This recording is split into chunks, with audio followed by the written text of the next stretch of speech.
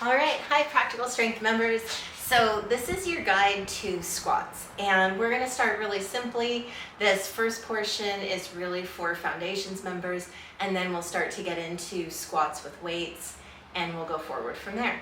Okay, so first thing we're gonna do is say we've gotten to the place where we're great with our isometric warm-ups, and we're great with bridges, two-legged bridges. Awesome, so we're gonna start to make our way to controlling the weight of our body.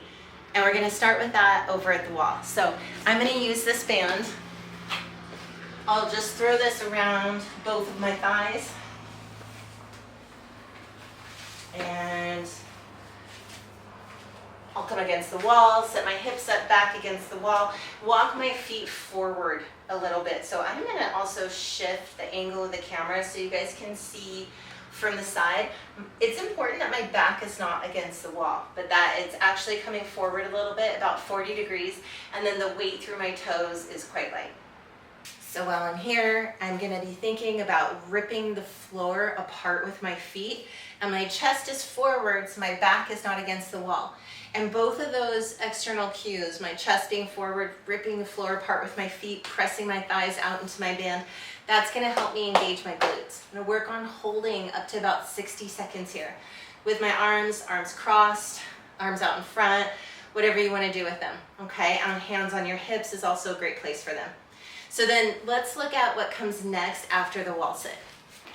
So after your wall sit, you can start to move into your squat where you're controlling the weight of your body. So I wanted to show you guys this in profile. So you can see that my buns are coming back and they're not coming too far forward in front of my knees are not moving in front of my toes, and there's a reason for that. So I'm gonna start with that cue to myself, rip the floor apart with your feet, thinking about my heels being heavy. I'm gonna cross my arms across my chest, breathe out, drop my hips back, touch down, come back up. I take a nice breath in, and I'll try that again.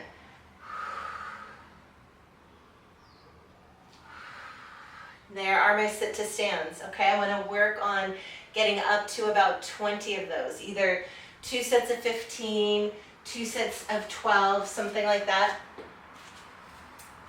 From there, I can start to add some weights, okay? So you always wanna start light with weight, so you're getting the feeling of your weights and your body's getting used to it. All the cells are getting a chance to kind of make peace with what you're loading across their surfaces. So I'm gonna rip the floor apart with my feet, keep my hands by my sides. My feet are a little wider than hip distance apart. And as I breathe out, I'm gonna sit back, hinging back, inhaling, coming up. So more of like a suitcase handhold position. You also can work on what is called a goblet squat, which is where you will take your weight and place it under your chin, sort of resting at your collarbones. I'm just being careful with my mic here. You can also hold it this way, underneath your chin, and then we work the same exact way. Just want to make sure there's no weight back there for me to sit on. Breathing out, breathing in.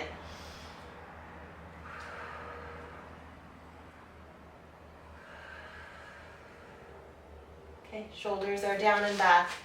And then the last way we're gonna look at holding our weights is up by our shoulders. Okay, so those of you that have done our class, we're pretty much in a W position. Our thumbs are pointing back and we're resting our weight slightly on, it's like the hooky part of the shoulder blade right after, it's called the acromion, right after the collarbone ends.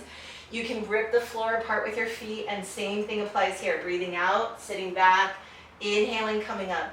So some of the big mistakes I'm seeing in class are people getting into a deadlift squat hybrid, so they're hinging way forward.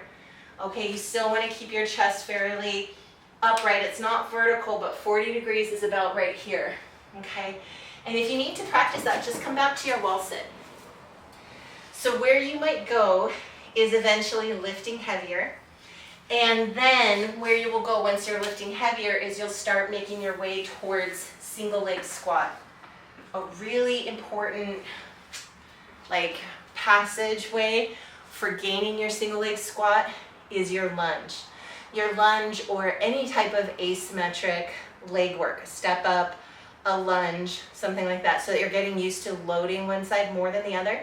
So let's look at that in our next video series.